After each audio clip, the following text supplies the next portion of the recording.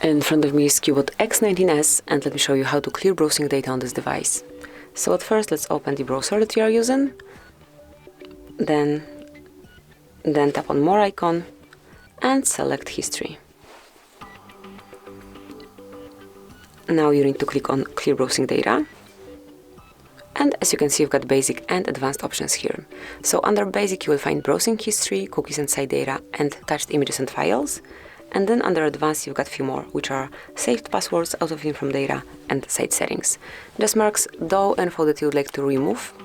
And finally select time range. So just click on time range and pick if you would like to remove history from past hour, 24 hours, 7 days, 4 weeks, or all time. Let me pick all time and tap on clear data.